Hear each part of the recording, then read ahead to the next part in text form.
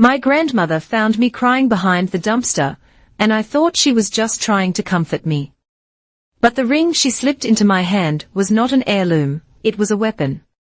It was the key to a secret clause, a nuclear trigger aimed directly at the heart of my mother's perfectly curated world. My name is Ariana Chapman. I am 30 years old and I am, or perhaps I was, an urban ecologist. My work is quiet, involving soil samples, water toxicity reports, and the slow, methodical work of convincing concrete to make way for life. My family's work is loud. It was the annual Westbrook Country Club fundraiser, a night suffocating in expensive perfume, and the sound of forced, glittering laughter. The theme was Future Foundations. Ironically, as my own foundation was about to be liquefied, my mother, Caroline, was in her element, a conductor of social capital, waving a champagne flute like a baton. The Lakefront Urban Ecology Lab, my professional home, was this year's beneficiary. My $1.2 million urban greening project, 3 years of research and grant writing, was the flagship. Ariana, darling, stand here, Caroline commanded, pulling me into the orbit of the official photographer. Then Sloane arrived, my younger sister. Sloane, the golden child, drifted into the room as if she were lit from within, which technically she was. A photographer's flashbulb followed her every step. On her arm was Derek Shaw, a man whose family paved over wetlands and called them luxury waterfront properties. Everyone, Caroline's voice sliced through the chatter. Sloane, Derek, right in the center. Sloane raised her left hand, a deliberate, theatrical gesture. The diamond was obscene, a chunk of crystallized pressure that could probably fund my entire project twice over. We're engaged. The room erupted. I clapped, a mechanical motion. The photographer quickly recentered. I, the fundraiser's supposed guest of honor, was being physically shuffled to the edge. All right, just one more, the photographer said, aiming. Oh, wait, Caroline interrupted, stepping forward. She put a perfectly manicured hand up, obscuring my face from the lens. Let's just get one with the main family, shall we? A cleaner shot. She did not mean to include me. I was outside the frame. I was not the main family. I was the messy academic relative they had to explain. I watched myself be deleted in real time. My stomach turned. I needed to see my work, my project display. The data visualizations of the watershed restoration were supposed to be by the entrance. I walked over. It was gone. In its place was a towering 6-foot-tall backlit portrait of Sloane, captioned, "The Face of Tomorrow's Philanthropy." There you are, Ariana, Dr. Finch, my boss at the Lakefront Lab, intercepted me. He looked pale and damp under the club lights. Alistair, where is our display? He winced, adjusting his bow tie. Ariana, we have a situation, a cultural disconnect. A what? Your mother, he said, lowering his voice. Caroline expressed concern to the board that your presentation was not celebratory enough, that it lacked a certain donor-friendly optic. It's a data analysis of industrial pollution. Alistair, it's not supposed to be friendly. It's supposed to be accurate. Yes? Well, he coughed, unable to meet my eyes. There's been a consensus, given the new direction of the funding and your, let's say, resistance to the new branding strategy, that you lack the requisite communication skills for this phase. My blood went cold. What are you talking about? The $1.2 million initiative, he said, finally looking at me, his eyes full of administrative pity. We are reassigning the lead effective immediately. I left him there. I did not walk, I fled. I pushed through a service door, and found the marble sanctuary of the women's lounge, the sound of the party mercifully muffled. I was splashing cold water on my face, trying to stop the ringing in my ears, when the door opened. Sloane, she wasn't even checking her makeup, she was there for me. You have to stop, Ariana, she hissed, her voice a low, perfectly modulated threat. Stop what? Stop existing. Stop ruining the vibe. This is my night. This is our night. Mom is working so hard to secure this family's position, and you walk around with your dirt under your fingernails. You are making it difficult for people to give us money. It's not your money, Sloane. It was for the lab. It was for the watershed. She smiled a tiny, pitying smile. Oh, Ari. You still don't get it. It's all for the image, she left, a cloud of expensive floral scent in her wake. I leaned against the marble counter, my phone in my hand. An email chain had appeared, one I had clearly been removed from, but the first few messages were still in the thread. It was from my mother, a directive to the foundation board sent 2 days ago, reallocating the $1.2 million commitment to the newly formed Sloane Shore Beautification Initiative, a fund focused on image-based urban renewal. Image-based. They were funding billboards, not bioswales. My science was being diverted to pay for my sister's PR. I stumbled out of the restroom. Dizzy. I needed an ally. I needed Matt. Matt, my boyfriend of 2 years. Matt, the communications coordinator at the lab. Matt, who had helped me design the graphs they'd called unfriendly. I found him. He was not grieving, he was standing by the new portrait of Sloane, adjusting a small microphone on her lapel, laughing as she charmed a reporter from a local lifestyle magazine. He was facilitating this. Matt, I said. My voice sounded thin. He turned and the smile died. Ari. Hey, look, I was going to tell you, you're working for her. I'm working for the project, he said, gesturing wildly. It's the same goal, Ariana. We are making it prettier. People want pretty. They don't want spreadsheets about parts per million. You're using my data to fund her lifestyle. He looked away, checking his phone. Look, Ari, Derek has connections. This is the big leagues. Sloane gets it. Your mom gets it. He sighed, the sound of a man cutting a final anchor. Maybe we should just take a break. This is a lot of stress on us right now. I need to focus on the launch. He turned back to Sloane. He was a press agent for the people who had just stolen my life's work. I walked out of the ballroom. I did not say goodbye. I pushed past the valet, past the manicured hedges.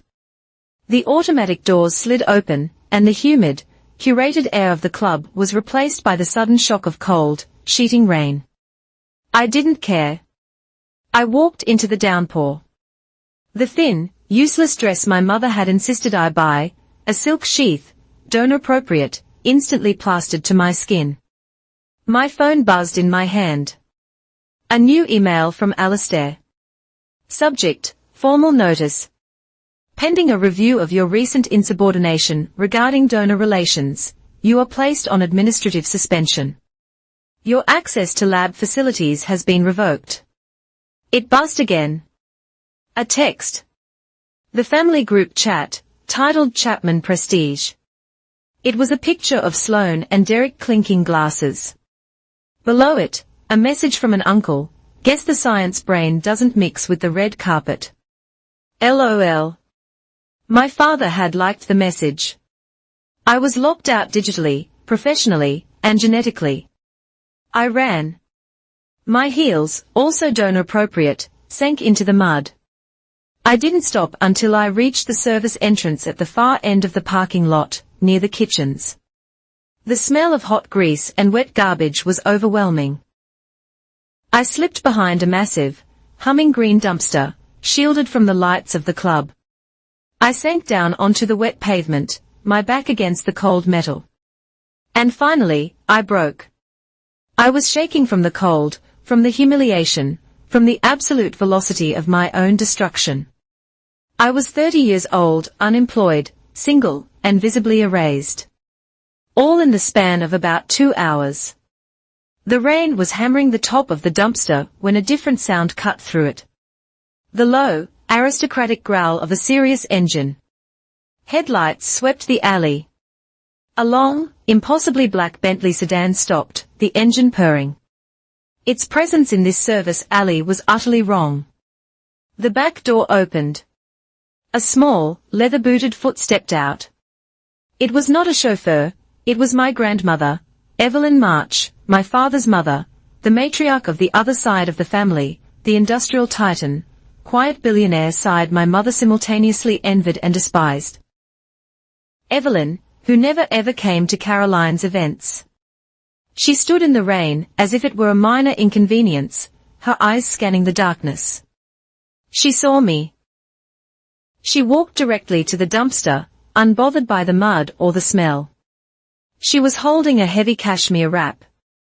She did not ask if I was okay. She did not gasp. She simply bent down, her spine unbent, and draped the heavy, warm fabric over my shaking shoulders. It smelled of cedar and old, permanent money. She looked at my ruined dress, my running makeup, and the dark, wet pavement. "How long have you been here?" Evelyn March asked, her voice calm as granite. "Get in the car, Ariana." It was not a request. I half crawled, half fell into the back of the Bentley. The door closed with a heavy, soundless thunk, sealing off the world.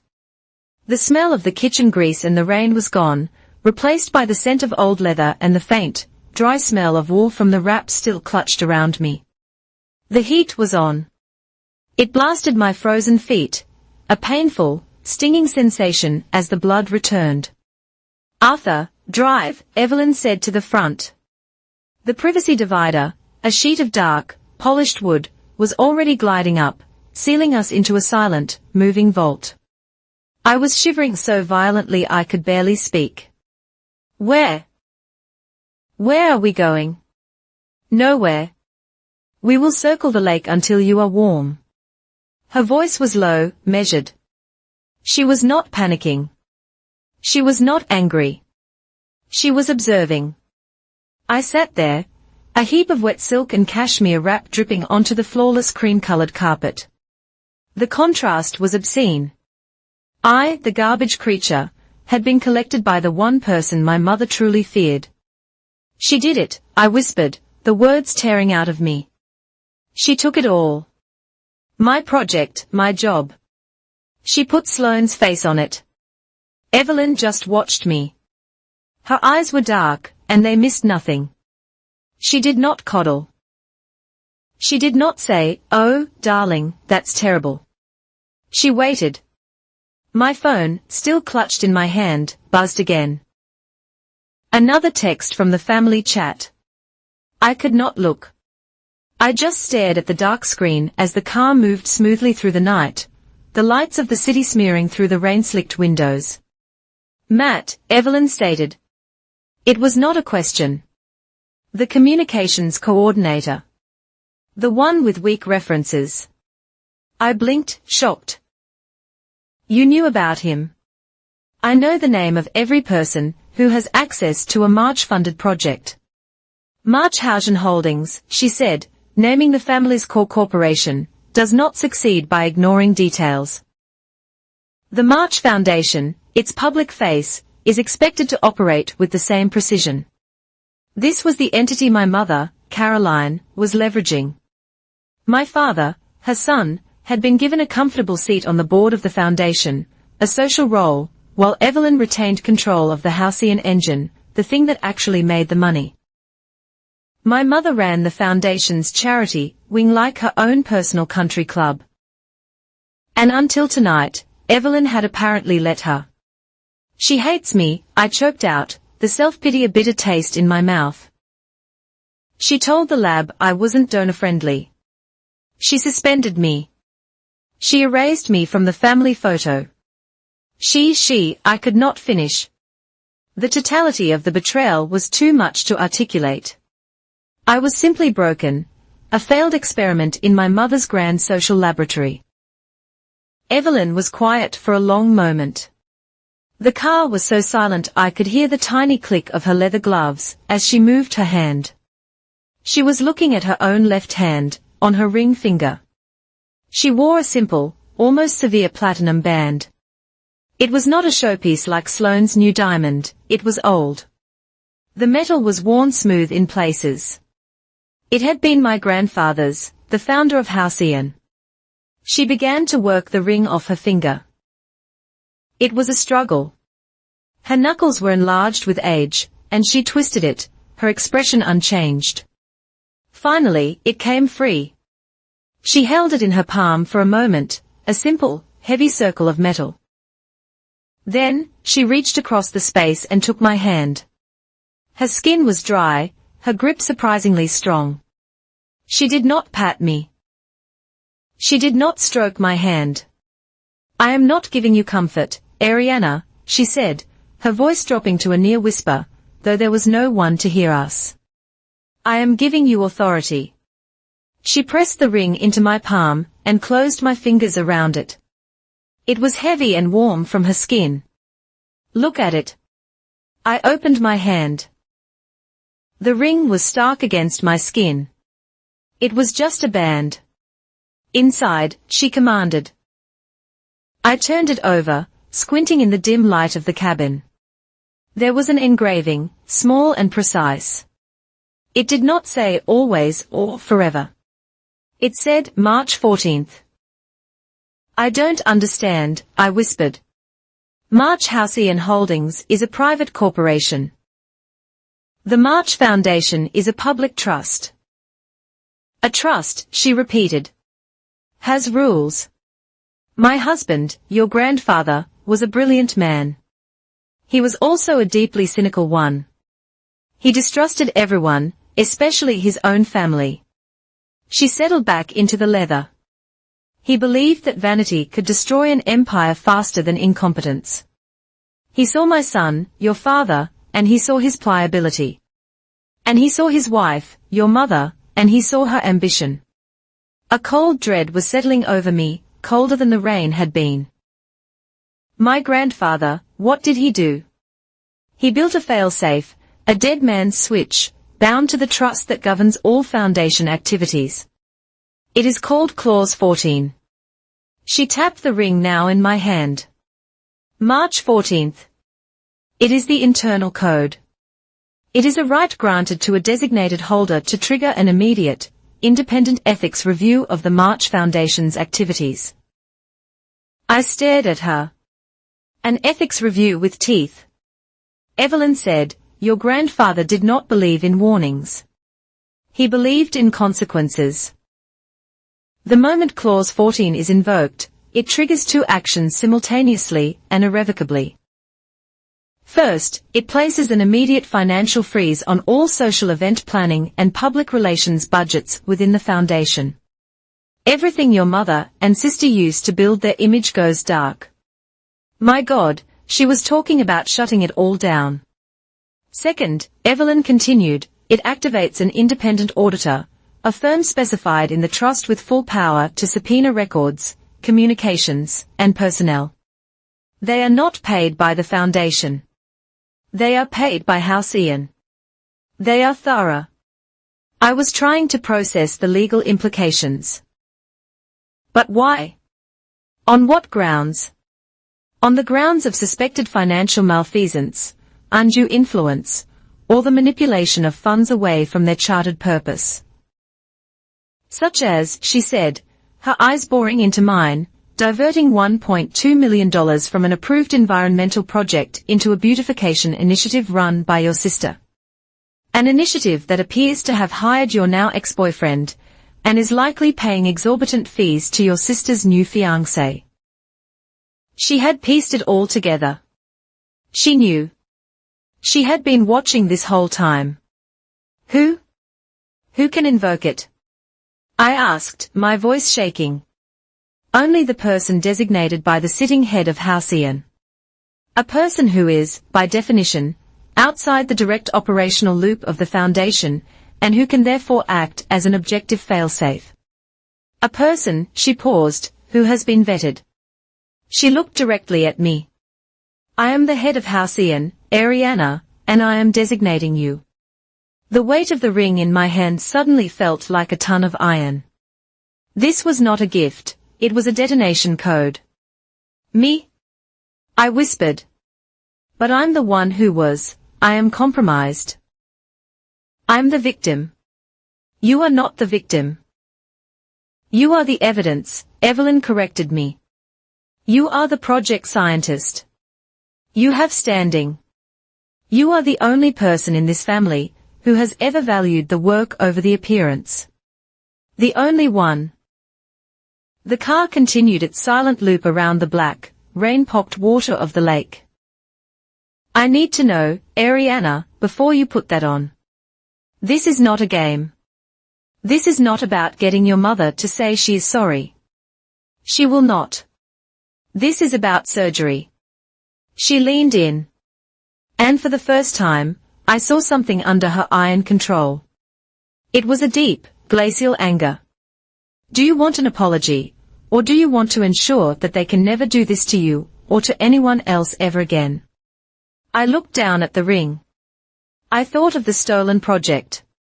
I thought of Alistair's cowardice. I thought of Matt's casual betrayal. I thought of Sloane's pitying smile.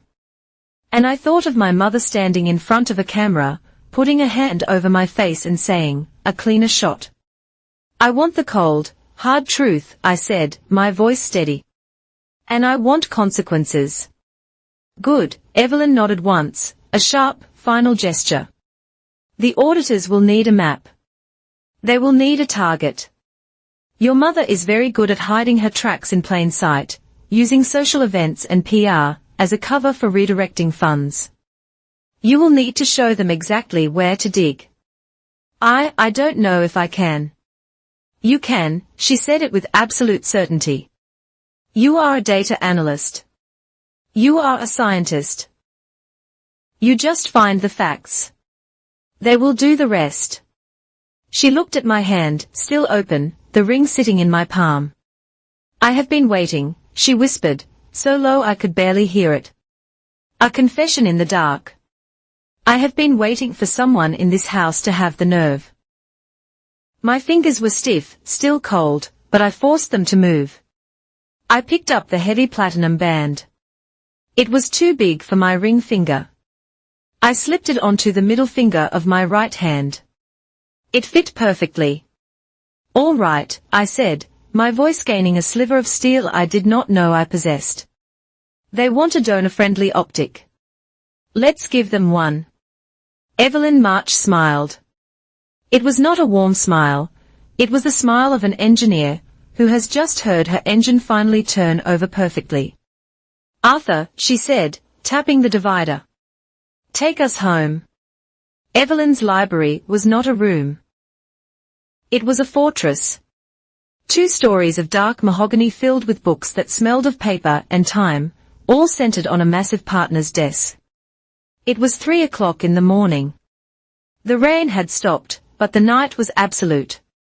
My wet, ruined dress was gone, replaced by a heavy silk robe I'd found in the closet of the guest suite. Evelyn was unchanged, still in her perfectly tailored suit, as if she had just returned from an opera, not a dumpster rescue. She had rolled in a massive whiteboard. You are the scientist, she said, handing me a dry erase marker. You know how to process data. I am told this is how it is done. I stood at the board, the marker heavy in my hand, the ring on my finger. March 14th felt cold. We need a map, I said, my voice still raw. I wrote 3 words at the top of the board, spacing them wide, cash flow, ink trail, motive. I need access, I said. I need the foundation's internal server, budgets, meeting minutes, vendor contracts. Evelyn was already at the desk, seated before a sleek, modern laptop that seemed out of place in the old room. My lawyer, Mr. Graves, has been on retainer for this specific contingency for 20 years. He was pleased to finally receive the call. She turned the laptop to face me. As of 2:30 a.m., you, as the designated holder of Clause 14, have been granted temporary read-only ethics oversight credentials. They are active for 72 hours, after which the full audit begins. This is your window to build the case file. An email pinged. It was from Graves. A single encrypted link. I clicked, and the vault opened. For the first time in my career, I was not looking at data about river contamination. I was looking at the source of my own family's toxicity. I started where I knew the wound, my project, the $1.2 million. Here, I said, my voice hardening. It's coded Watershed Initiative, approved by the board in March. Funding scheduled for release this quarter. And now? Evelyn asked, watching my face. I clicked through the directories. It's been reclassified. Has been moved from environmental impact to community engagement optics. I opened a second window. The budget for Sloan's beautification initiative.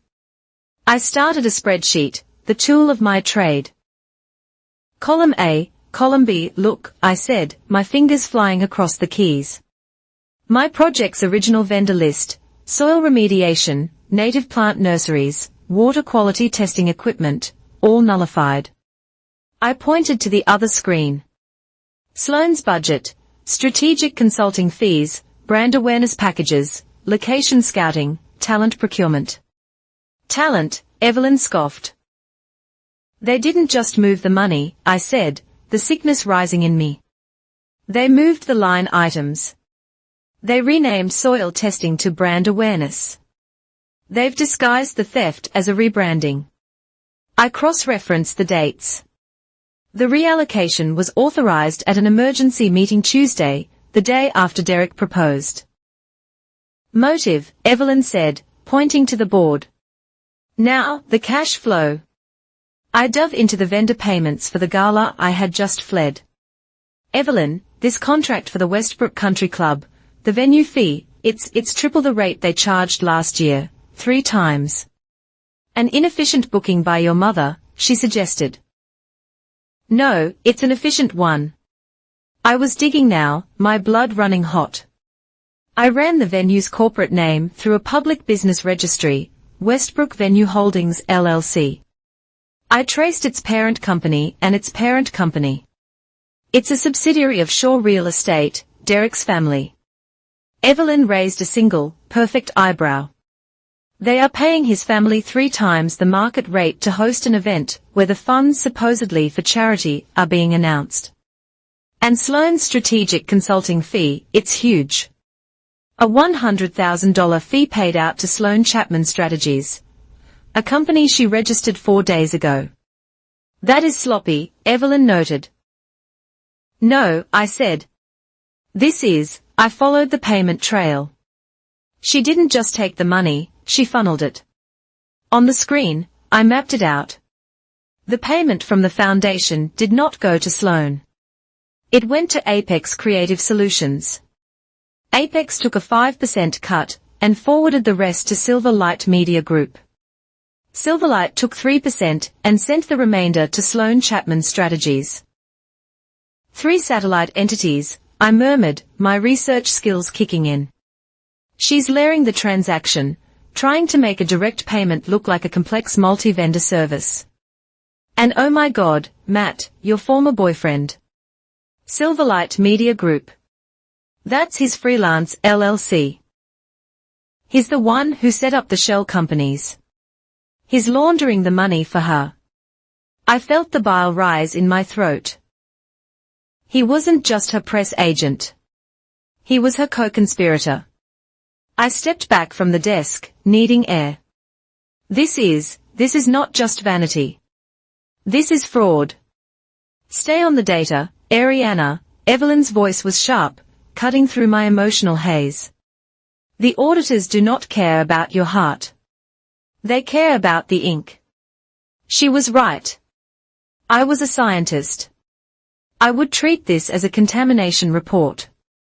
I spent the next hour downloading encrypted board minutes. I put them side by side with my own project journals. The pattern was undeniable. April 10th, I read. I present my preliminary findings to the board. They are excited. Full support. I looked at the minutes. April 14th, special review session called by Caroline. No notes recorded. I looked at my journal. April 15th, Alistair, my boss, tells me we need to rethink the project's visual narrative. He suggests adding a VIP lounge to the research site. I thought he was joking. It went on for months.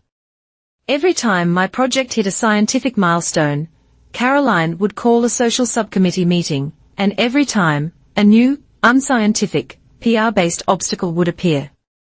I need human verification. These program managers, I said, pointing to two names on the Foundation's staff list. Sarah and Mark. They run the smaller grants. They are not like my mother. They are workers. Evelyn was already handing me a new encrypted burner phone. No calls from this house. Use this. Do not use your name. Use mine. I called Sarah, the grant manager. It was 4 in the morning. She picked up on the 4th ring, her voice thick with sleep. Hello, this is Evelyn March, I said, my voice low, imitating my grandmother's cadence. I am conducting a review. I have one question. Your fieldwork fund. What happened to it? There was a long silence. I heard her sit up in bed. Mrs. March? Yes, I confirmed. I was told by Caroline, by Mrs. Chapman, that we needed to realign our objectives to maximize donor engagement. My field researchers, she continued, they were red-asked. They are serving champagne at the gala tonight. I hung up. I called Mark. His story was the same. His after-school science program had been repurposed as a photo opportunity set-up crew for Sloan's initiative. Caroline was not just stealing money, she was stealing purpose. I turned back to the laptop, my resolve hardening into something cold and dense. The visuals, I said, Sloan called it image-based renewal. Matt called it making it prettier. Let's see the image. I went to the Foundation's archival photo server. Every event, every press release. I wasn't a data analyst. I was a digital anthropologist. Every event, every press release. I wasn't a data analyst. I was a digital anthropologist. I started extracting the metadata. Here, I said, pulling up a grid of photos from the last 6 months. Look.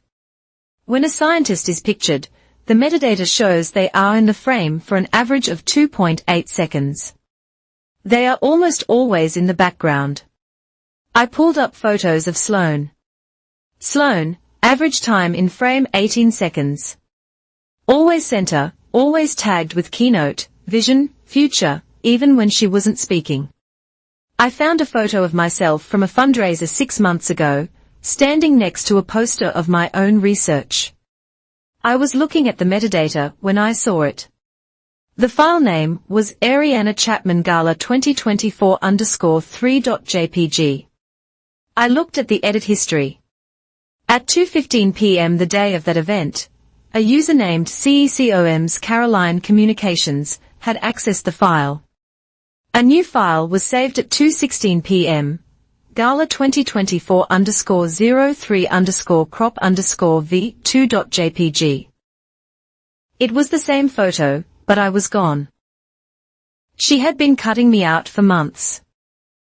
I printed every email, every invoice, every altered photo. The printer in Evelyn's study ran hot for an hour, turning out the evidence of my erasure. I took a black marker and went back to the whiteboard. I drew a line from Caroline to Westbrook Venue. I wrote, inflated contract, payoff to Derek Shaw. I drew a line from Sloan to the 3 shell companies. I wrote, money laundered by Matt. I drew a line from my own $1.2 million project and pointed it like an arrow at the Sloan Shore Beautification Initiative. I wrote, theft, fraud, motive, greed, vanity. I drew a box around the whole thing. The whiteboard looked like a conspiracy theorist's dream, but it was all sourced. Every line had a document number. Every claim had a timestamp. I set the marker down. My hand was shaking, a fine, high-frequency tremor. Arana, Evelyn said, her voice soft. I turned. The ring, March 14th, caught the lamplight. I don't want blind revenge, I said, my voice clear and steady, the tremor in my hand completely absent from my words. I want a factual accounting. I want a full, public, undeniable audit of every dollar, every promise, and every lie. Evelyn nodded, picking up the phone. Mr. Graves, she said, the package is ready for the auditors. Send them in. The official auditors, a team of 3 severe-looking individuals from a firm I'd never heard of, arrived at 8 o'clock in the morning. They set up in Evelyn's formal dining room, requested the data package Mr. Graves had prepared, and closed the doors. They did not speak to me. They did not speak to Evelyn.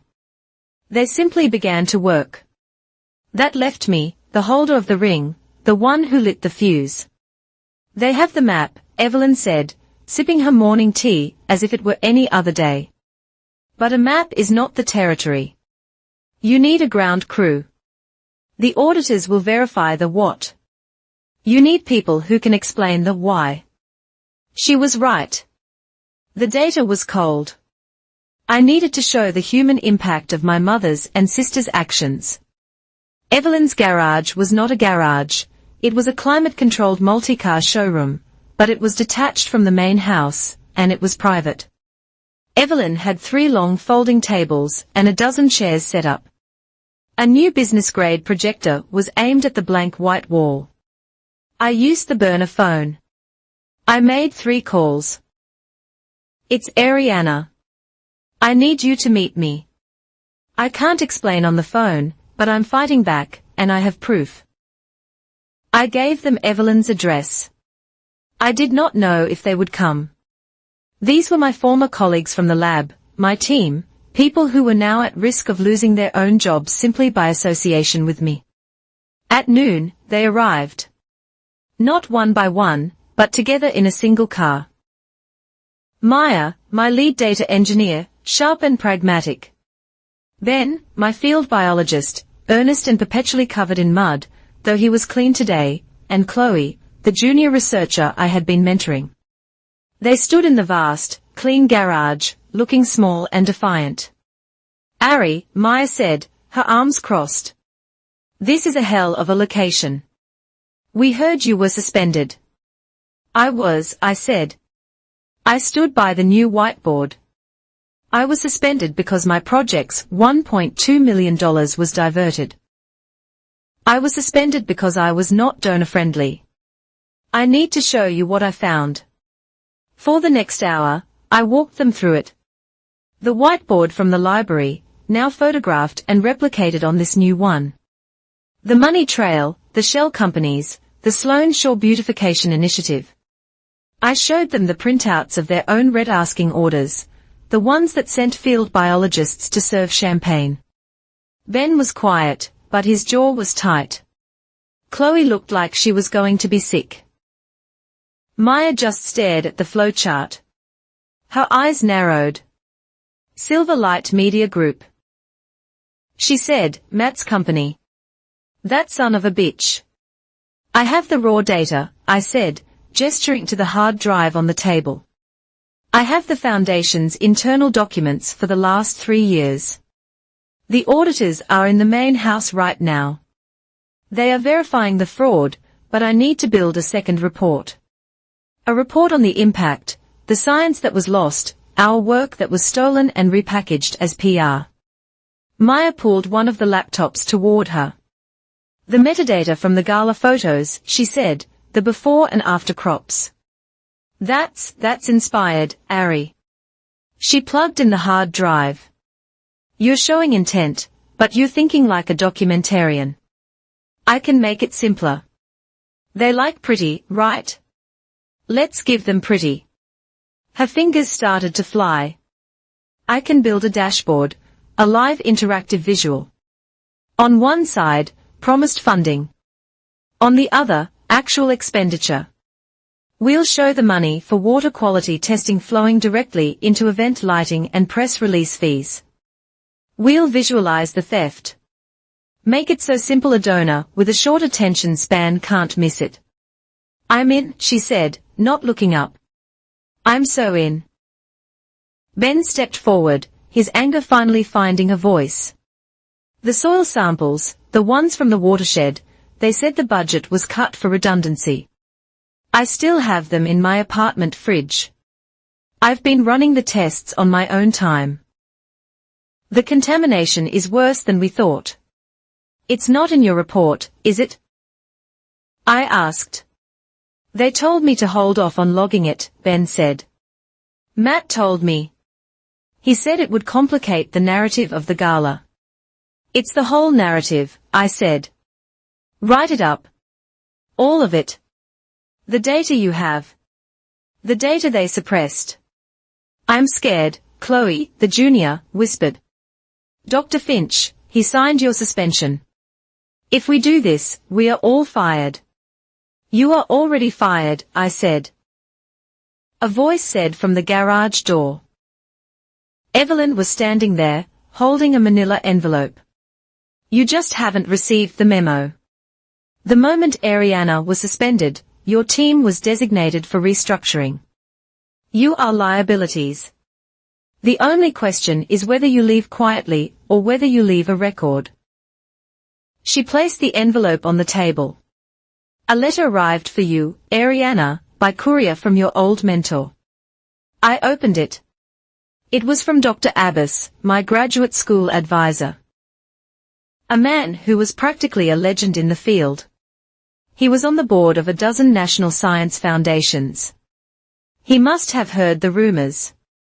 His note was brief, written on his personal stationery. Ariana, I heard some disturbing news about the March Foundation's new direction. I am reminded of what I always told you. Science needs quiet, protected space to breathe. It does not need fireworks. If you find yourself in need of a space to breathe, my lab is always open. And if you find yourself needing to set off a few fireworks of your own, I trust your aim. Your work is sound. It was a letter of support, a job offer, and, if I needed it, a character witness. I passed it to Chloe. She read it, and the fear in her eyes was replaced by something else. Resolve. What? What do you need me to do? She asked. The garage door buzzed. A man in a simple golf shirt and slacks was standing outside. Evelyn, you called. My wife said you had a spreadsheet emergency. Ariana, Evelyn said, this is Mr. Davies. He lives across the lake. He was, for 30 years, the lead forensic auditor for the state. Mr. Davies looked at my whiteboard. A slow smile spread across his face. Oh, this isn't an emergency. This is lovely. This is a very, very lovely puzzle. Are those Shell Corporation transfers? Oh, my. He's offered to review your findings. Pro bono, Evelyn said. As a neighborly favor. I can't ask you to do that, I said. Nonsense, Mr. Davies chirped, pulling up a chair and grabbing a printout of the Westbrook contract. They are charging triple. Oh, that's just lazy. That's hubris. He was already scribbling notes on the back of the printout. I'll have this unraveled by dinner.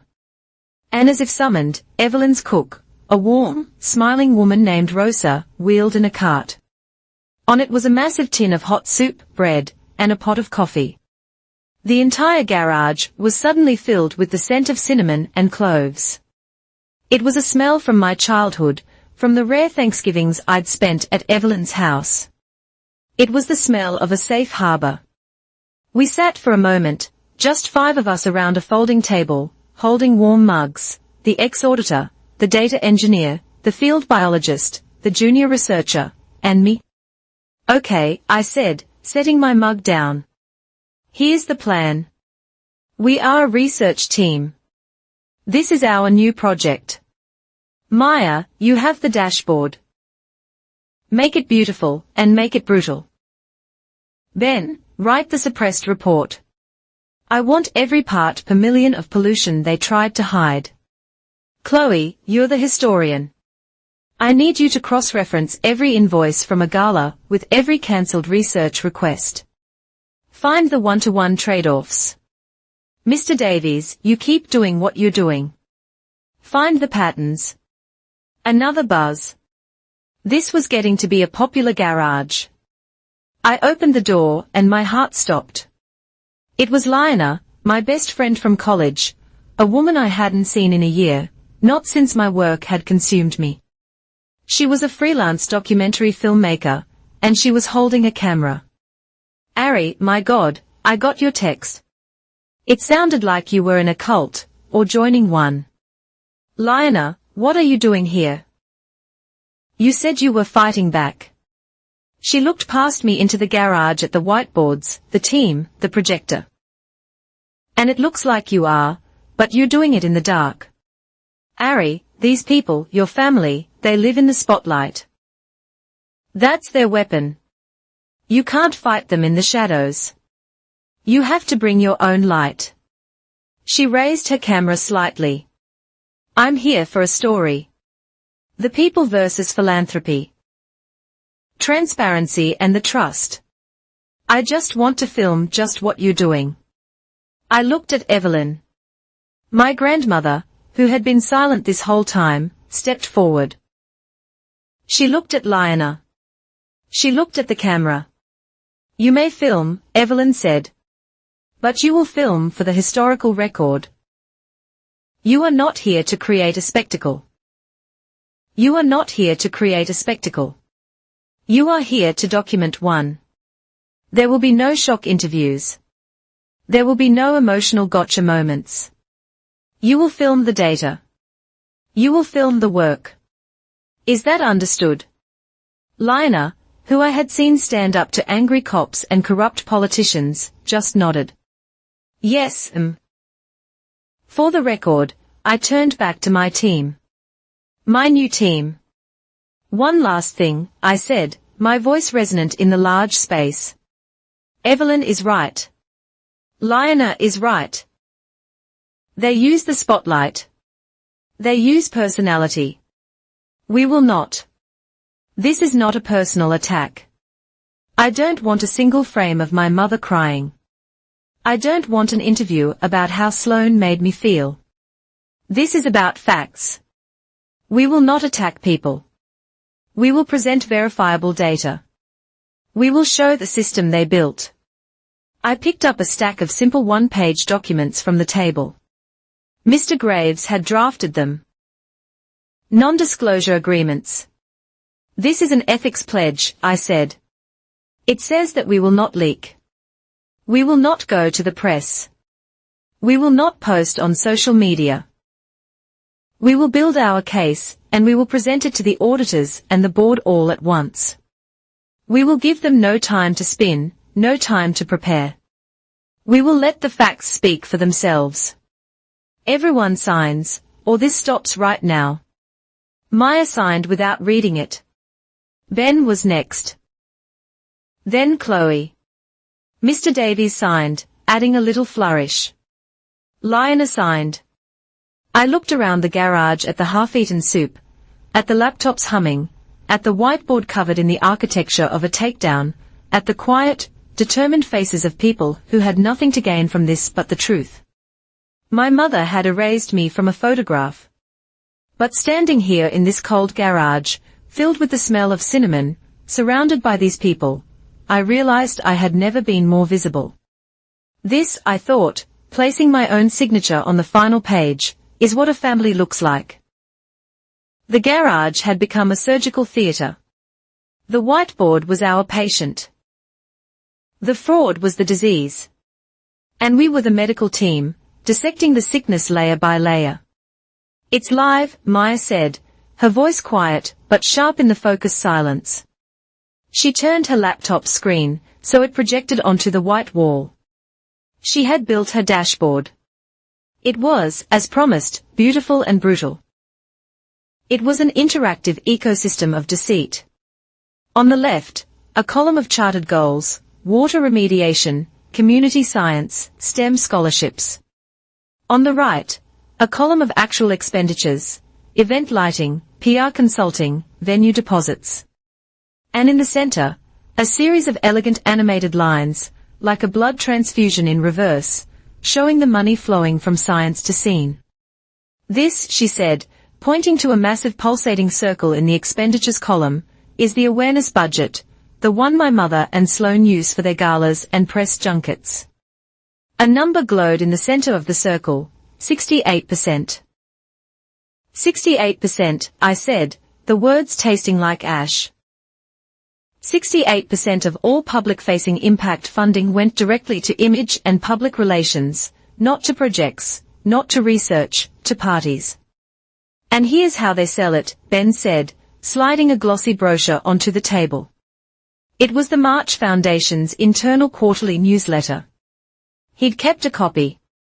Lionel immediately moved over, her camera whirring softly, focusing on the cover. It showed Sloane in a hard hat, laughing on a pristine, grassy hill. The headline was, "A New Impact, a New Vision." "I've read this thing 10 times, Ben said, his voice tight. "It boasts about our unprecedented community engagement and total systems change. But look for a single number. Look for one data point. You won't find any key performance indicators, no parts per million, no reduction in toxicity, just adjectives." "They don't need KPIs when they have this," Chloe said, her face pale. She was deep in the vendor contracts for the gala I had fled. "I found the audio-visual contract. It's not just lights and speakers." She highlighted a line item on her screen. "AV services, standard fee. Then this guest experience assurance fee, $50,000. "Assurance for what?" I asked. Chloe said, clicking a link. The fee was paid to a management company which listed on its client's page, exactly one person, a social media influencer, a lifestyle blogger with 2 million followers. This woman was the special guest at the gala. She posted about the amazing work the foundation is doing, and her management company, it's a subsidiary of Sloane Chapman Strategies. Sloane paid herself $50,000. Mr. Davies summarized, not looking up from his own pile of ledgers, to have an influencer she manages attend a party, and she billed it as audiovisual. That is breathtakingly audacious. But how did they get the money for that? I said, pacing. My grant was locked in. The scholarship funds were approved. They couldn't just move it. Not without the board. They didn't need the board, I answered, my own search finally bearing fruit. I had found a chain of my mother's emails. She never commanded anything, she advised, I said. Mr. Graves, she had written to the foundation's controller. As chair of the social committee, I am advising a pivot in our Q4 granting strategy. We feel the current criteria for the impact fund are too restrictive. They don't allow for the kind of fluid, high-visibility engagement our donors crave. I looked at the timestamp. Look at the timestamp, I told the room. 2 days after my watershed project's final approval. And here's the follow-up, I continued. I would like to propose a new, last-minute criterion for funding, photogenic potential. Does this project create a strong visual narrative for our partners? Photogenic potential. And that's when my equipment requisitions were denied, Ben scoffed. What equipment? I asked. The remote water sampling drones. The ones we needed to get to the upstream contamination sites. Let me guess, I said. The transport fees were cut. Exactly, Ben replied. Alistair told me they were optically unappealing and not a priority. He said we had to sacrifice for the gala. We couldn't afford to truck the gear in. Of course you couldn't, Mr. Davies chimed in, his pen tapping a different invoice. They were paying 40% over market rate for the Westbrook venue. That's your friendly discount right there. They needed every cent they could get. Your truck and your drones paid for their champagne. The room was quiet.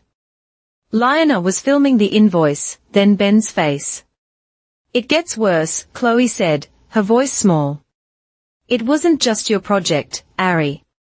The fieldwork fund Sarah and Mark mentioned. That wasn't just for staff. It was a scholarship. She pulled up the file. The March Foundation Young Scientist Grant. It was small, just $10,000, but it was for a high school student from a low-income area to fund their first major project. I remember that, I said, a kid from the South Side. He wanted to build air quality sensors. He did, Chloe said, her eyes wet. He won, but he never got the check. Look. She pointed to the ledger. The $10,000 scholarship fund was absorbed. It was rolled into the budget for the Foundation's anniversary gala, a different, even more exclusive event from 6 months prior. They used his scholarship money, I whispered, to help pay for a party. And here, in the gala's program, they listed his name. Supporting the next generation with his name, as if he were a beneficiary. Did he ever get to go? Ben asked. Chloe shook her head. He was never invited to speak.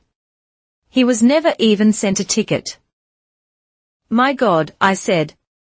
I looked at the photo archives Lionel was now scanning. She was comparing the program with the event photos. Here's your narrative, Lionel said, her voice hard. She projected a new image. It was Dr. Alistair Finch, my boss, standing awkwardly behind a massive 6-foot-tall floral arrangement, completely obscured. And here, she switched the slide, is Sloane on stage speaking. Check the metadata, Maya, I said. Lionel clicked. Dr. Finch in frame, 1.5 seconds. Obscured. Sloane Chapman in frame, 18 minutes, 22 seconds. Keynote, 18 minutes, I repeated. The high school kid didn't get a microphone, but Sloane got 18 minutes. We were building a portrait of a vampire, an organization that did not create, but only consumed. It consumed my project. It consumed Ben's research. It consumed that young student's $10,000 hope. It ate substance and excreted PR. I've got it, I said, my hands freezing over my own keyboard. I had been searching for a link between Derek, the venue, and my mother. I had been searching for the why. I found a buried email, a one-line reply from Derek to Caroline sent from his personal account, after she must have asked him about the Westbrook invoice. The subject line was, Regala Optics. The body was just one sentence. Don't worry about the total, Caroline. Just keep the numbers pretty for the board. My real estate partners will handle the rest. Handle the rest. It wasn't just an overpayment. It was a kickback, a wash. I printed the email. I walked to the whiteboard and taped it to the very center. I took a red marker and started highlighting every email, every note, every transcript where the words appeared, Mom is working to secure this family's position. Don't ruin the vibe for the family. I'm doing this for the family. Just keep the family happy. The word was a weapon. It was the language they used to justify the manipulation. It was the silk cloth they draped over the theft. I stepped back, looking at the board. It was a masterpiece of casual, structural cruelty. Evelyn had been standing in the doorway for how long? I did not know. She had watched the final pieces click into place. She walked over, her eyes scanning the flowcharts, the inflated invoices, Derek's email, and the wall of family quotes. She stood beside me, shoulder to shoulder. This, she said, her voice as precise as a scalpel, is not a mistake. It is not an oversight. It is not sloppy. As I earlier suggested, this is a system. The system we had uncovered was efficient, arrogant, and, like most predatory systems, deeply insecure. It did not take long for the animal to realize it was being watched. The first tremor came not from my mother, Caroline, but from her new proxy, Matt. An email appeared in my personal inbox, the one I hadn't used for work, the one Matt and I had used for 2 years. The subject line was simply, Ariana, Ari, this has all gone too far. Your mother is very concerned about your recent silence. Her lawyer, a really good guy named Mr. Thorne, just wants to have a chat. He says he can clear up any misunderstandings you might have about the foundation structure. He's available tomorrow, 10 a.m. his office. I really think you should go, for your own good. I read it twice. The casual, friendly tone, the veiled threat. For your own good. It was the language of an abuser. I forwarded it to Mr. Graves, Evelyn's lawyer. His reply was instant and came with a CC to Evelyn. Miss Chapman will not be attending. Please direct all future correspondence to my office. Any further attempts to contact my client directly will be noted as harassment. He called it a chat, Evelyn noted, reading the email on her own tablet. They always do. They want you in a room, undocumented, where they can apply pressure. They want to see if you will flinch. I didn't flinch. I just added Matt's email to the communications file for the auditors. The next day, the second tremor, a new email from a Proton Mail address, sent to my old, suspended lab email, which was still apparently receiving forwards. The subject, be careful. We don't know who you are or what you think you're doing, but you need to stop. The people you are investigating are beloved in this community. If you continue to dig into private matters and spread malicious lies, you will be facing a defamation lawsuit that will financially ruin you and everyone who is helping you. This is not a request. This is a promise. Stop now before you damage things you can't fix. This one felt different. It wasn't the clumsy pressure of Matt, this was sharper. This was Derek's world, or my mother's. I sent it to Graves. His reply, an empty threat. They have no standing, and truth is a perfect defense. They are fishing. Do not reply. They are getting nervous, Evelyn said, looking out the library window. The auditors have begun sending document retrieval requests. Caroline's little kingdom is being inventoried. She can feel the locks changing. That night, the pressure became physical. I was in the garage with Maya going over the final build of her dashboard when Evelyn's voice came over the intercom. Ariana, please come to the house. Now? I ran back. Evelyn was standing at the front door, looking out the glass panel toward the long, dark driveway. A guest, she said, a dark sedan, not a Bentley, not a police car, was parked just beyond the light of the main gate, about 200 yards down. It was just sitting there, its engine off, its lights off. It was a void in the darkness. How long? I asked, my heart hammering. 34 minutes, Evelyn said. She had a clock in her head. It is an attempt to intimidate, to let us know we are being watched. Should we call the police? I already have, Evelyn said, her voice betraying no emotion. But not in the way you think. She picked up her house phone. She did not dial 911. She dialed a direct number. Chief Miller, please. Evelyn March calling. A pause. Michael, good evening. I am so sorry to bother you at home. I seem to have a small logistical problem. A dark sedan. License plate. Ah, yes. I have it on my gate camera. Has been parked unlit on my private road for over 30 minutes. I am concerned they might be lost, or perhaps in distress. She smiled a thin, cold smile. Oh, you'll send a car. That is so very kind. I just want to make sure everyone is safe. Thank you, Michael. My best to your wife. She hung up. The local police chief, she explained, is a recipient of the March Foundation's, the Real March Foundation's Police Benevolent Fund. My husband set it up 50 years ago. Within 5 minutes, 2 police cruisers, with their full lights blazing, arrived and pinned the dark sedan in a flood of blue and red. We watched as 2 officers very slowly approached the car. They won't find anything, I said. Of course not, Evelyn agreed.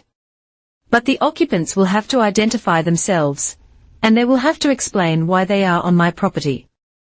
And a report will be filed. They cannot use the shadows if I turn on all the lights. The car, after a long conversation, was escorted off the property. The blowback is here, Evelyn said, turning from the window.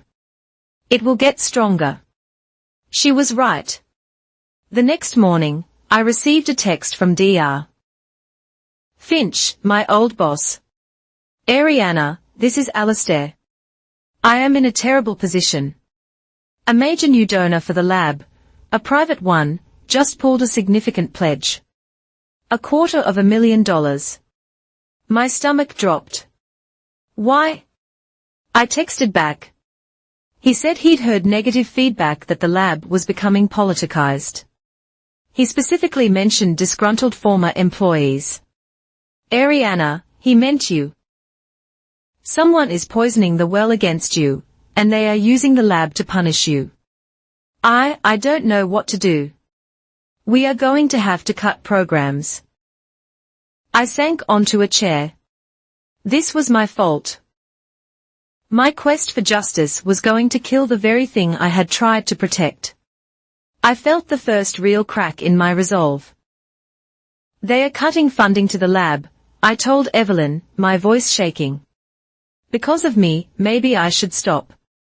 This is hurting innocent people. Evelyn set her teacup down. No. They are hurting innocent people.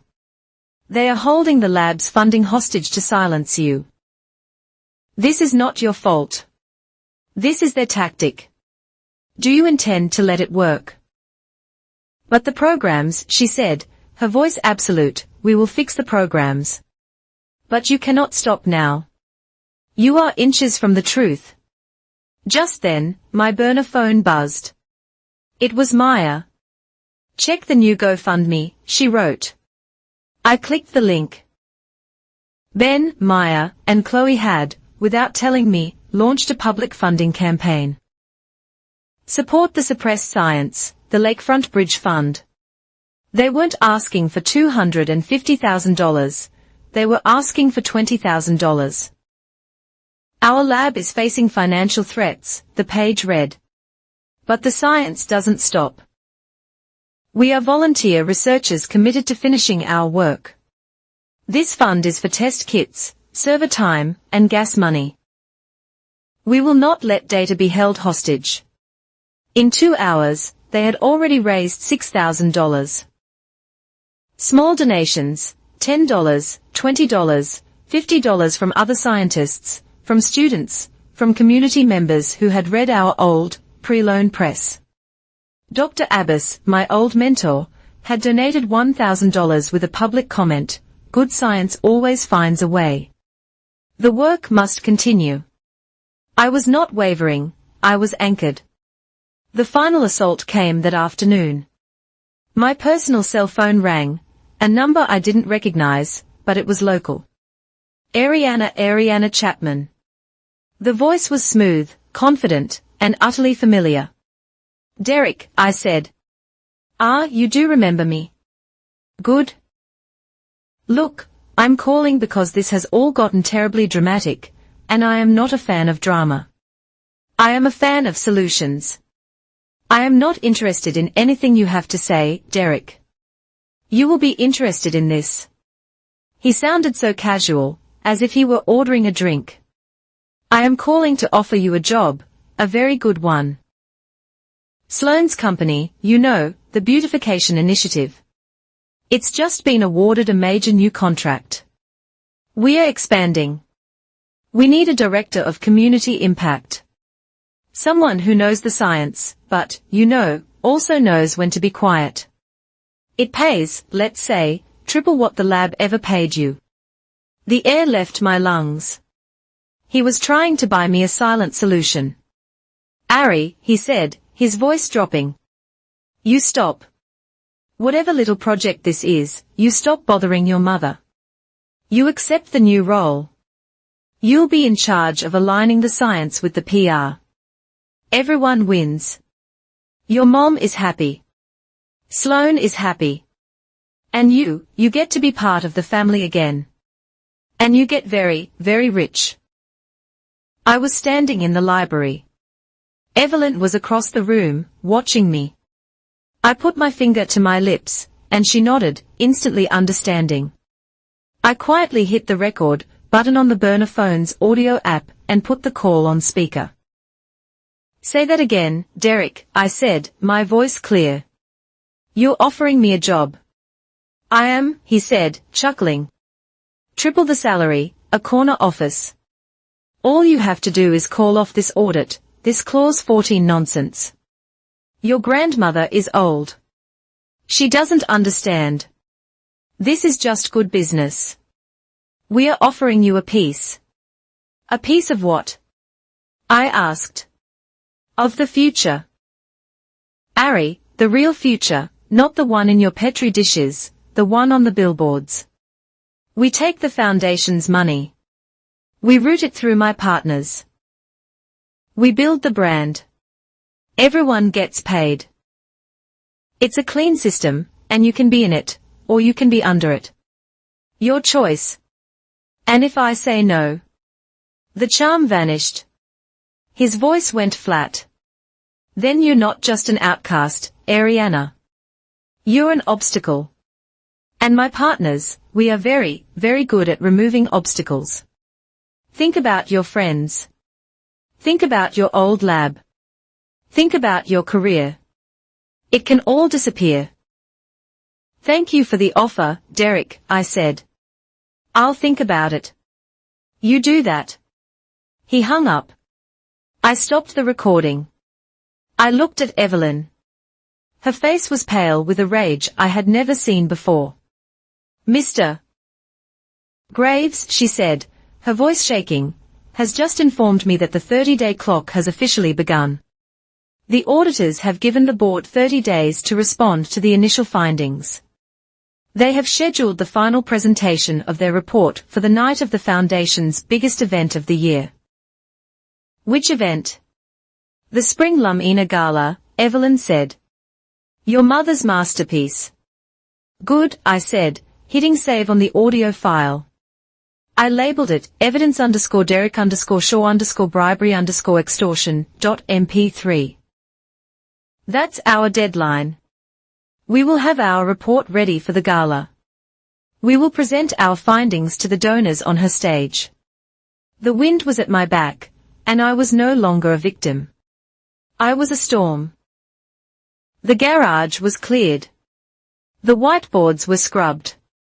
The battle, for now, had moved back inside the house, to the silent, sterile theater of Evelyn's library. For the last 3 weeks, my team, my real family, had worked with the quiet, obsessive focus of a research group on the verge of a breakthrough. Maya had built her dashboard. Ben had written his suppressed report on the watershed's toxicity. Chloe had compiled the damning historical record of the scholarship fund. Mr. Davies had blessed the financial maps. Lionel had documented every late night, every discovery, every quiet, angry, methodical moment. Now it was my turn. I was the lead author, the one who had to synthesize the data, the theft, and the heartache into a single, undeniable instrument. The instrument was a report. It was 42 pages long. We bound 6 copies. The cover was simple, heavy black cardstock. The title was printed in a single, centered, 16-point line, an ethical review of the March Foundation data discrepancies and impact. It was not an accusation, it was a finding. It was cold. It was precise. And it was designed to be a hammer.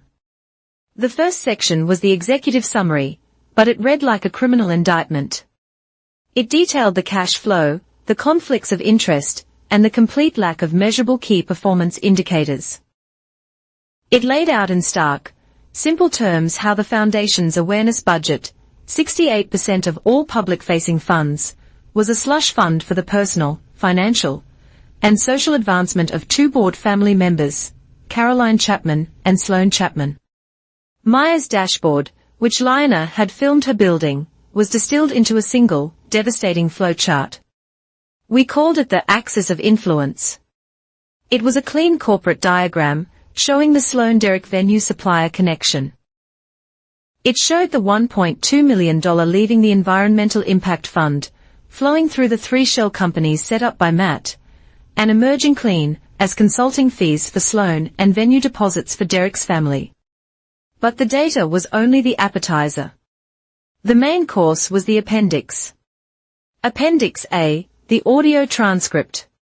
Mr. Graves had insisted on this. He had the audio file of my phone call with Derrick Shaw. The silent solution call, transcribed by a certified court reporter. It was notarized. It was now a legal document. Derrick's words sat naked on the page, stripped of his casual charm. I am offering you a piece. We take the Foundation's money. We root it. Everyone gets paid. It's a clean system, and you can be in it, or you can be under it. Your choice. Appendix B, a visual comparison of stated goals versus actual outcomes. This was Chloe's masterpiece. We had formatted it with brutal simplicity. On the left side of the page, stated goal, watershed remediation. We used Ben's recent suppressed photographs of the project site. It was a wasteland, a grey, barren patch of dirt overgrown with weeds, secured by a rusting chain-link fence. A small, rain-soaked sign hung crookedly, project indefinitely postponed. On the right side of the page, actual expenditure. We used a high-resolution screenshot from the influencer's social media feed, the one Sloane had paid $50,000 for. It was a photo of Sloane and the influencer laughing, their heads thrown back under a $30,000 crystal chandelier at the Westbrook Gala. The caption read, "Saving the world with these amazing people." We did it again. For the scholarship, left side, stated goal. The Young Scientist Grant, $10,000. We had a photo of the high school kids project proposal, a community-based air quality sensor network. Right side, actual expenditure. A photo pulled from the caterer's own website of the anniversary gala champagne tower. We had the invoice. The $10,000 from the scholarship fund had been absorbed to cover the liquor overage. Appendix C. Suppressed internal communications. This was the nail. We had the sworn, albeit anonymized, statements from Sarah and Mark, the program managers. Testimony A. We were explicitly told by Mrs. Chapman to prioritize look and feel over measurable impact. Testimony B. Our annual goals were adjusted to ensure that only the most photogenic projects that would look good on a poster, received first-round funding, regardless of scientific merit. And then the final, single email, the one that made my stomach turn every time I read it, Caroline to the controller, regarding the very scholarship they were about to steal. We are not seeing enough VIP traction for this event. If the high-profile donors do not confirm by Friday, transfer the scholarship budget to the catering reserves. We cannot afford to look cheap, We must prioritize the guest experience. She had not just stolen the money. She had held the boy's future hostage. And when it wasn't valuable enough, she had traded it for more champagne. I finished the report with Section 5, the financial disparity, a 12-to-1 ratio. Mr. Davies had verified the math. We took the foundation's total spending over the last 2 years. We compared the amount spent on image galas, PR, consulting, social media versus the amount spent on impact, verifiable data-backed environmental, or educational intervention. For every $12 spent, only $1 made it to a real project. The March Foundation was not a charity, it was a marketing firm with a tax exemption, and its primary product was the social standing of my mother and sister. The report concluded with a single page of recommendations. It was a list of demands. 1. An immediate and indefinite freeze on all budgets related to public relations, event planning, and strategic consulting, pending a full external restructuring. 2.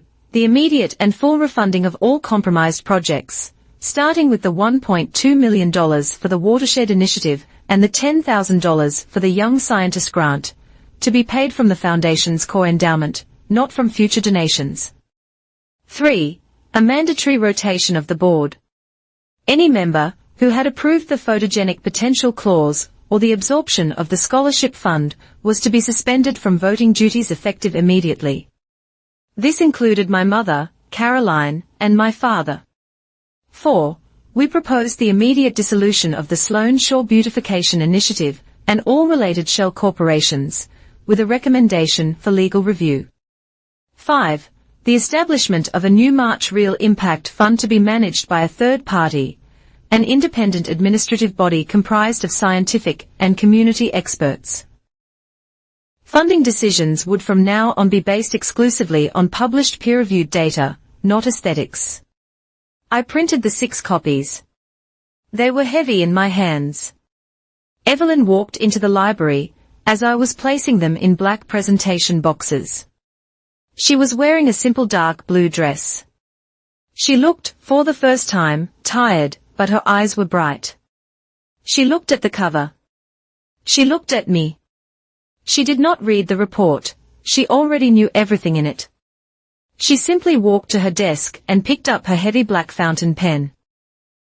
She opened the cover of the top copy and turned to the last page, the recommendations page. I had left a space at the bottom. She uncapped the pen. She did not sign her name. She wrote in her strong, precise script, "The findings and recommendations of this report are presented under the authority of Clause 14 of the March Foundation Trust, activated on October 3 by the designated ring holder, Ariana Chapman. These findings are binding." She capped her pen. The sound was like a lock clicking into place. The report was no longer paper, it was a legal directive, a weapon. Mr. Graves arrived an hour later to collect the copies for the board.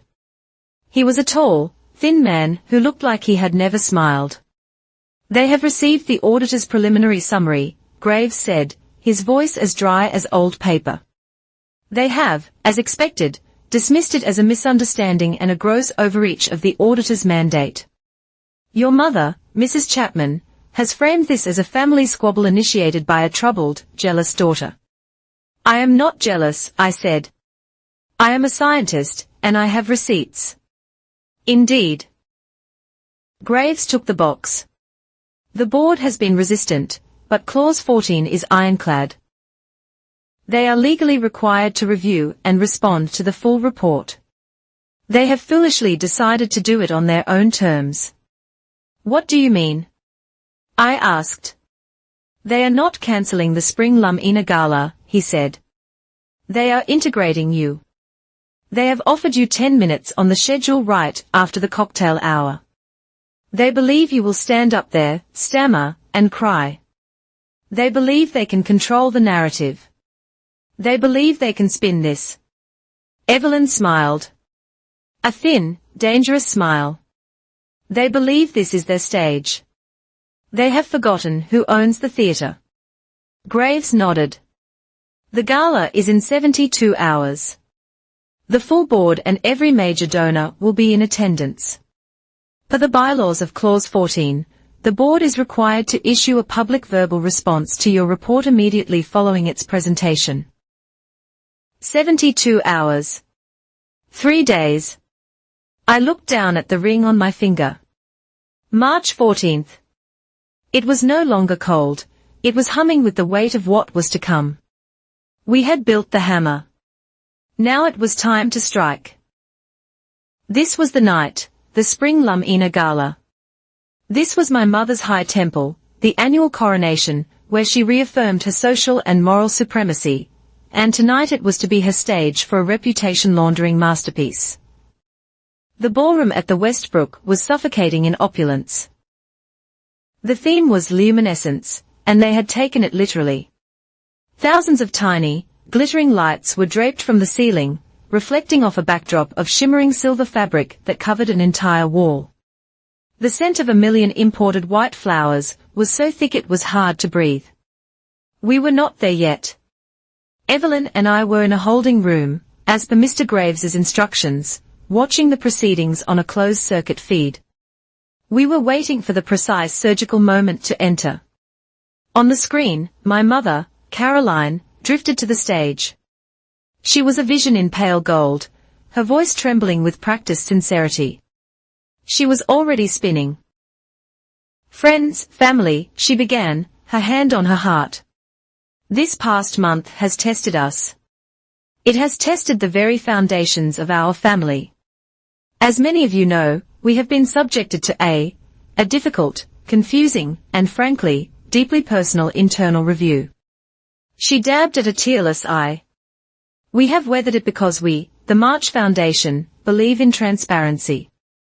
We believe in our mission, and we are so moved that our integrity has been completely and totally affirmed. She was lying. The auditors had not affirmed anything. She was trying to get ahead of the story, to frame our report as old news, as a win for her. And so she smiled, her voice soaring. We are here tonight to celebrate. A restoration, a renewal. To celebrate the future. A future led by my daughter, Sloane. Sloane, in silver, joined her on stage, and they embraced. The crowd, primed by champagne, erupted in applause. This was their move, to declare victory before the battle had even begun.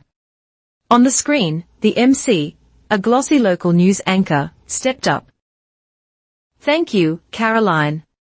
Sloane, what an inspiration. He paused. And now. A man in a simple, grey $2,000 suit. A man who was invisible, and yet radiated more authority than anyone in the room, walked onto the stage, and handed the MC a single, folded white card. The MC's practiced smile flickered. He looked at the card. He looked at the man. He looked back at the card. Ladies and gentlemen, the MC said, his voice suddenly stripped of its professional boom. He was just reading. I have a procedural announcement. As per Clause 14 of the March Foundation Trust, and effective immediately, all current and future budget allocations for. He swallowed. For image, awareness, and public relations are hereby suspended, pending a full board review. The room did not go silent, it went dead. The ambient chatter, the clinking of glasses, everything just stopped. A man at a front table, a major tech donor, leaned over to his wife. We could hear the ambient mic pick up his confused whisper, Clause 14. What the hell is Clause 14? The man in the grey suit. Mr. Chenoweth, the lead auditor, was still on stage. He did not move. Sloane's face was a mask of confusion. She looked at Caroline. Caroline looked at the board table. This was our cue. The side door to the ballroom, the one reserved for staff and keynote speakers, opened. Evelyn March and I walked in. We were a visual shock. The room was a sea of pastel silks, of gold and silver. I was wearing a severe, perfectly tailored black suit. Evelyn was in the same simple dark navy dress she had worn when she'd signed the report. My hand was in hers. We were not guests, we were a delegation. Sloane saw us first. Her face, which had been confused, now flooded with pure, white-hot panic. She turned to the sound booth at the back of the room. Her hand raised, slashing the air. She was signaling for the impact video to play, for the music to swell, for anything to fill the terrible, expanding silence. "Play the music," she hissed, her voice just loud enough for the MIC to catch. Mr. Chenoweth, the auditor, stepped calmly to the podium. "The sound and visual systems are, by order of the audit, under our control for the next presentation.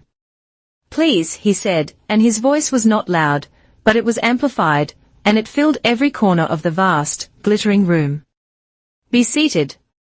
Caroline was frozen. She was still on stage, a statue in gold. "My name is David Chenoweth," the auditor continued, his voice echoing in the stunned silence. "I am the lead independent auditor. The bylaws of Clause 14, which has been invoked by its designated holder, require a non-judgmental presentation of the data, followed by a mandatory public response from the board. The board has allocated 10 minutes for this presentation." He turned, and he did not look at my mother. He looked directly at me, standing on the floor. "We now invite the designated ring holder, Ms. Ariana Chapman, to present her ethical review." I let go of Evelyn's hand. I walked up the small stairs and onto the stage. I passed my mother. She would not look at me, she was staring at a fixed point in the back of the room, her face a pale, chalky mask. I stood at the podium.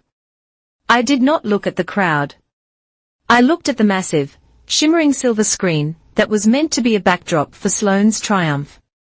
I plugged in the simple black USB drive. The screen flickered, and the glittering Lumina logo was gone.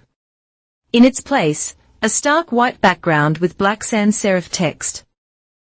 Whoa! On the 12:1 ratio, image versus impact and ethical review. I picked up the microphone. My voice, when it came out, was not the voice of a victim. It was the voice of a scientist. It was clear. It was cold. "Good evening. I am Ariana Chapman. For the past 27 days, I have been conducting a full review of the March Foundation's expenditures and internal communications, as authorized by Clause 14. I clicked the remote. The next slide appeared. It was Maya's brutal, elegant flowchart. Flow of funds, the $1.2 million watershed initiative. This slide demonstrates the reallocation of a $1.2 million environmental grant. The funds were reclassified as consulting fees and venue deposits, routed through 3 shell corporations, and paid to entities directly controlled by Sloane Chapman and Derek Shaw. A gasp, not a whisper, a loud, shocked gasp from the middle of the room. I clicked again. Case study, the Young Scientist Grant. The screen split. On the left, the high school students' proposal, Community Air Quality Sensors. On the right, the invoice for the anniversary gala Champagne Tower, with a $10,000 scholarship transfer highlighted in red. The Foundation's Young Scientist program was defunded. The $10,000 was absorbed to cover a catering overage. The student was never notified. This time, there was no gasp. There was a low, angry murmur. I clicked to my final slide. It was the email from Caroline. "We cannot afford to look cheap. Prioritize the guest experience." I did not add commentary. I just let the words hang in the air, projected 20 feet high. "My 10 minutes are concluded," I said, my voice as flat and hard as the data. "The full 42-page report is now in the hands of the board and the auditors. Thank you." I turned to walk off the stage. Wait, The voice was not from the stage. "Mr. Chapman," he called out. "Are you presenting this data as fact? Are you telling me, and everyone in this room, that our contributions have been systematically and intentionally used to fund this?" He waved his hand, disgusted, at the opulent room. Before I could answer, the auditor, Mr. Chenoweth, stepped back to the microphone. "Thank you, Ms. Chapman. As per the bylaws, we now move to the mandatory board response and public question and answer session." He looked directly at the head table where the board was seated, my father among them, looking ashen. "The board will now take your questions." It was a master stroke. We had not attacked, we had presented, and the auditor had just thrown the board. My mother and my sister to the wolves they had invited. The room erupted.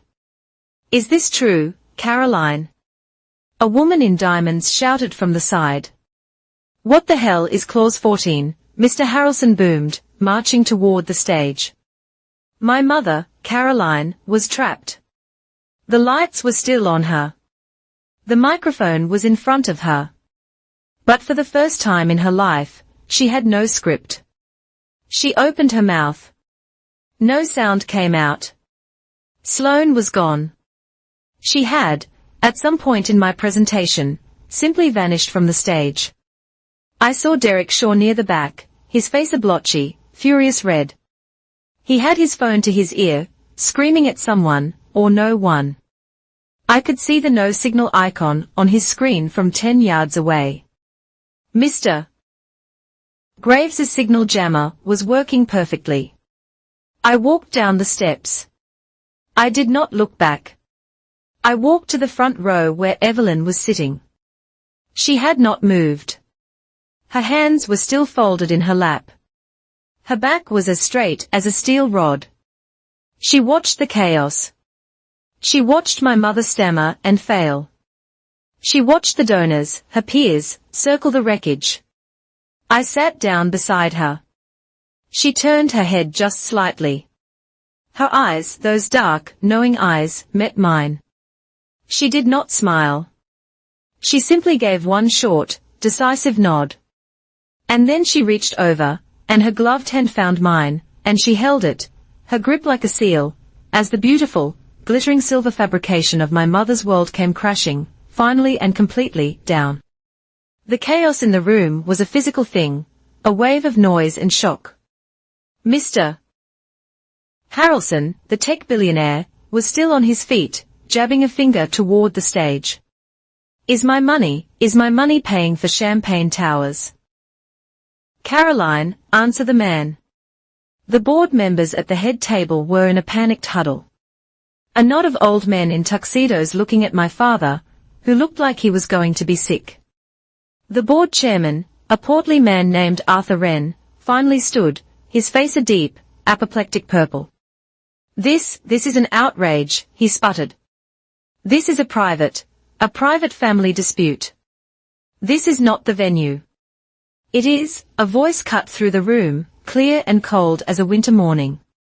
Mr. Graves, Evelyn's lawyer, stepped from the shadows by the sound booth, which his team had been controlling.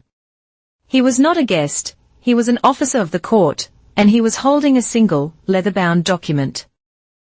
He walked not to the stage, but to the small lectern on the floor, the one reserved for minor announcements. Mr. Chenoweth, Graves said, nodding to the auditor, who yielded the floor. Your audit has successfully confirmed the grounds for the activation of Clause 14. I am now here to read the consequences of that activation, as stipulated in Appendix D of the March Foundation Trust, he continued, a document registered with the estate by the executive. He put on a pair of thin-framed glasses. He was not speaking to the room, he was speaking to the legal record. Per Appendix D, he read, his voice amplified by the microphone, in the event of a successful activation of Clause 14 by the designated holder of the ring, the following actions are automatic, immediate, and non-negotiable. 1.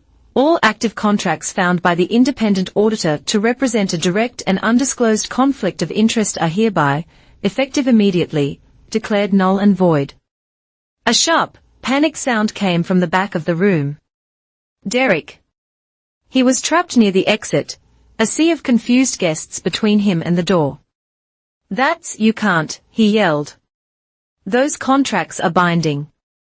The Westbrook venue hosting contract is nullified, Graves continued, as if no one had spoken. The guest experience assurance fee is nullified. The Sloan Chapman Strategies consulting contract is nullified. All payments are frozen. To the position of honorary chair of the foundation. That was my mother. My father's head dropped into his hands. Shall be immediately suspended, and the occupant placed on indefinite administrative leave pending the completion of a full criminal and financial investigation. All access to foundation funds, properties, and communications is as of this moment revoked. As Graves spoke, a change was happening in the room. The oppressive, shimmering silver and gold lights of the gala began to dim. The house lights were slowly, deliberately fading, as if the party itself was being put to sleep. And then, a single, sharp, theatrical spotlight, the kind reserved for a star, snapped on. It was not aimed at the stage. It was aimed directly at the front row. It was aimed at me. It pinned me in its white, unblinking glare. I looked to the sound booth. Lionel was there, camera on her shoulder, but she was not touching the controls. This was the auditor's team. They were visually designating the new center of power. And as if on cue, a deep, resonant bell began to toll. It was the city clock tower. Just outside, it rang once, twice, 9 times. It was 9 p.m., the designated end of the party, the loss of her title, the loss of her power, the loss of the light. It broke my mother's catatonic state. No. The sound was not a word, it was a shriek.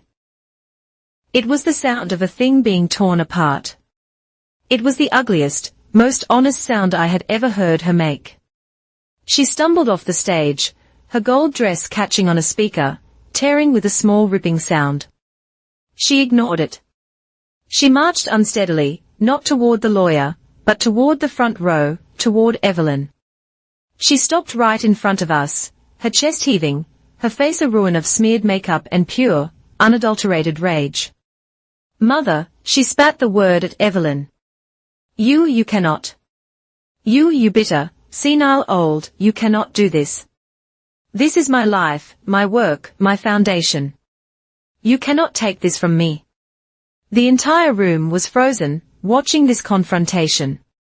Evelyn, still seated, looked up at the hysterical, screaming woman in front of her. She did not raise her voice. She did not have to. Her voice in the focused silence was a blade. I could not, Evelyn said, her words clear and precise. Not as your mother-in-law, not as a guest at your party.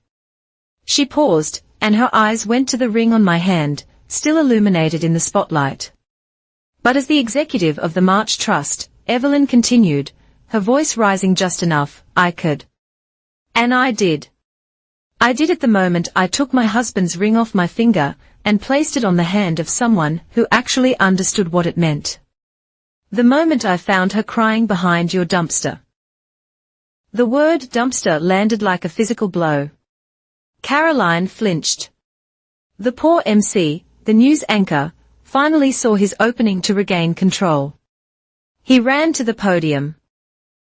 Please, ladies and gentlemen, if we could just have some decorum. Let's remember why we are here. He was interrupted by a sound, a single, slow, deliberate clap. It was Mr. Harrelson. He was on his feet again, but this time he was clapping. He was looking directly at Evelyn, and he was clapping. Then the woman in diamonds next to him, she stood. She began to clap. Then another donor, and another. It was not polite applause, it was a verdict. It was sharp and scattered at first, a few pops of sound, and then it grew, and it rolled, and it became a wave. A thunderous, overwhelming roar of approval that drowned out the MC, that drowned out my mother's sobs. Mr. Chenoweth, the auditor, waited for the wave to crest, and then he stepped back to the lectern. To confirm, he shouted over the din, the data presented by Ms. Chapman, and confirmed by my team is sufficient. We are enacting an immediate freeze on 75% of all public relations and event planning budgets. Effective. Now. Graves was not finished. He raised his hand, and the room slowly fell silent. He had 2 more points to read. 3. Ms. Sloane Chapman is hereby declared ineligible to receive any consulting fees, contracts, or compensation from any March entity for a period of no less than 24 months. For Mr. Derek Shaw, and any entity controlled by Shaw Real Estate, a full forensic disclosure of all venue partnerships and related fees is required. Failure to comply within 10 business days will result in a permanent ban on all services to the March Foundation and March Halcyon Holdings. It was done. The system was broken. The machine was stopped. My mother was just standing there in the aisle, lost. The spotlight had left her. She was just a woman in a torn dress in the dark. I stood up. The spotlight found me as I walked to the small lectern. I took the microphone. Mr. Chenoweth is correct, I said, my voice ringing out steady and strong. The party is over. The image is frozen. I looked out at the 200 stunned faces, the donors, the believers, the users. But the work is not, my grandmother, the board, and I. We are honoring the true mission of this foundation. From this moment forward, the money follows the data. I looked at Mr. Harrelson. The STEM scholarship for the young man from the South Side is being fully restored, with a personal match from the March Halcyon Endowment as of tonight. Harrelson nodded, his face grim. Good. I looked at the rest of them. The choice is now clear. Anyone in this room who came here tonight to support real, measurable scientific impact, you are welcome. We invite you to stay. We will be holding a real planning session right here in 10 minutes. I paused. Then I looked at the tables filled with the socialites, the hangers-on, the people who had laughed at the science brain in the family group chat. Anyone who came here for the champagne and the pictures, I continued, my voice firm, the exit is to your right. Please get your coats. It was a brutal, binary choice. For a long moment, no one moved. Then Mr. Harrelson grabbed his chair, turned it around, and sat down facing the stage. I'm not going anywhere, he boomed. The Woman in Diamonds Saturday. My team, Maya, Ben, and Chloe, who had been at a table in the back, stood up and walked to the front, taking seats. And then the other half. It was a slow, agonizing, humiliated wave. A man in a velvet jacket looked at his wife. She looked at her phone. They stood. A whole table of people, the social donors, the ones who had come to be seen, looked at each other, confused. This wasn't fun anymore. Awkwardly, in small, guilty clusters, they began to stand. They did not make eye contact. They did not speak. They just filed out into the lobby. A silent, glittering, shamed retreat. My mother, Caroline, was among them. No one spoke to her. No one looked at her. She was just swept out with the rest of the debris. The room was not a ballroom anymore, it was a boardroom. The exits were still clogged with the retreating tide of the socialites, a shuffling, silent parade of shame. The 50 or so people who remained, the real donors, the ones who, like Mr. Harrelson, had turned their chairs to face the front, were watching us. They were not watching a party, they were waiting for a new government to form. Evelyn, her hand still holding mine, gave it a single firm squeeze. Then she let go. Slowly, she stood. There was a slight tremor in her hands, not from fear, from age, from adrenaline, from the sheer physical weight of the moment. She was 83 years old, And she was in this last, final act, dismantling the part of her legacy that had become a cancer. She did not go to the podium. She stood right where she was, in the front row. The spotlight, which was still on me, swung to include her. She did not go to the podium. She stood right where she was, in the front row. The spotlight, which was still on me, swung to include her. She withdrew a single, thick, cream-colored envelope sealed on the back with a heavy, dark red wax disc. "Mr. Graves," she called, her voice, though quiet, projecting into the focused silence. He walked from the side, took the envelope, and proceeded to the lectern. He held it up. "This," Graves announced, "is a temporary executive's directive, signed and notarized by Mrs. Evelyn March at 8 o'clock this morning. It was contingent upon the public presentation and confirmation of the audit. That condition has been met." He broke the wax seal. The small crack of the breaking wax was the loudest sound in the room. Evelyn spoke again, this time to the room, to the donors. "For 60 years," she said, her voice clear, "I have held a majority, and, therefore, an emergency voting right in our parent corporation, March Halcyon Holdings. It is a power I have used only twice. Once to save the company from a hostile takeover in 1978, and the second time to sign this." She nodded to Graves. Graves read from the document. "I, Evelyn March, executive of the March Halcyon Trust, do hereby transfer my full emergency voting rights and my seat as executive chair, effective immediately, to a temporary proxy. This proxy shall hold this power until a full and permanent restructuring of the March Foundation is complete." He looked up from the page. "The proxy is designated as Ariana Chapman." The spotlight that had been on both of us snapped, shrinking until it was only on me. The weight of it was physical. Evelyn was giving me the keys, not just to the foundation, but to the engine, to Halcyon. The thing that funded the foundation. The main screen above the stage, which had been dark, flashed to life. It was not a slide, it was a live feed of the document in Graves's hand.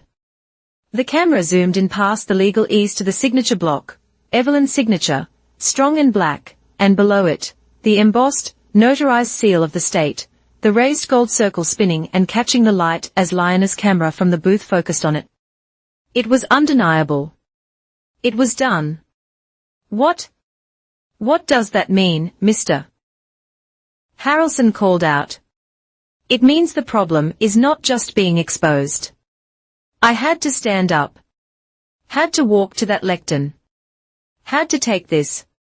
It means the problem is not just being exposed. It is being removed. I looked out at them, the ones who stayed. Evelyn March has just given me the power of the parent company. She has given me the authority to restructure the March Foundation from the ground up. I took a breath. The words came not from a script, but from the weeks of rage and data. It means we can, and we will, sever the public relations arm from the impact arm. There will be two separate, non-communicating entities. It means we will build the real impact fund I proposed, and its board will be you, and you. I pointed to Harrelson, to a woman I knew ran a community clinic. It will be led by data, by science, and by the verifiable needs of the ground. The room was electric. This was not just a punishment, this was a new beginning. I looked down at the lectern. A new piece of equipment had been placed. A simple black electronic signature pad, the kind used for high-level legal transactions. A single wire ran from it to the auditor's laptop. Mr. Graves looked at me. "The final step, Miss Chapman, the proxy vote must be accepted." This was it. The moment. I looked at Evelyn. She was watching me. Her face unreadable, but her eyes were blazing. I thought of my mother in her torn dress, vanishing with the crowd. I thought of Sloane, her face a mask of panic. I thought of Matt and his casual, slimy betrayal. And then I thought of the kid from the south side who just wanted to build a sensor. I thought of the water still contaminated. I thought of Ben still running tests in his apartment. I picked up the black plastic stylus.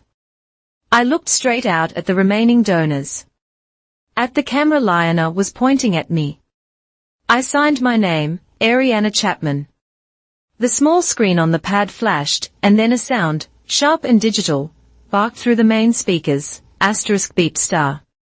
A single word, in stark green, lit up the signature pad, and was simultaneously projected onto the massive screen above my head, dwarfing me, authorization valid. The lights in the room, the ones that had dimmed, snapped off, plunging us into a half-second of total darkness, and then they returned. Not the shimmering, fake silver and gold lights of the gala. Just the clean, white, functional house lights, the work lights. The illusion was over. The rows of donors, the ones who had stayed, the ones who had waited, they rose to their feet. Mr. Harrelson was first. And the applause that had started as a verdict now became a roar. It was a standing ovation. It was not for a party, it was for a solution. It was a wall of sound, of support, of relief. Lionel's camera was no longer on the screen, it was on me. And then it zoomed. A fast, tight, invasive zoom past my face, past the microphone, and it stopped. It was focused on my right hand, which was resting on the lectern. It was focused on the simple, heavy platinum ring on the massive screen. For everyone to see was the reflection of the light glinting off the metal and the small, dark engraving that had started it all, March 14th. I lifted my head. I looked directly into the camera lens, directly at Lionel, directly at the future record of this moment.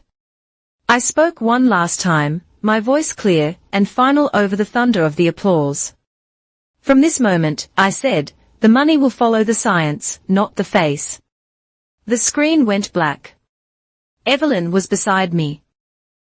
I hadn't even seen her approach. Her arm, thin but strong, wrapped around my waist. She was shaking, or maybe I was. She pulled me in, and I leaned my head against hers. And the last thing I heard before the credits rolled was the sound of the future.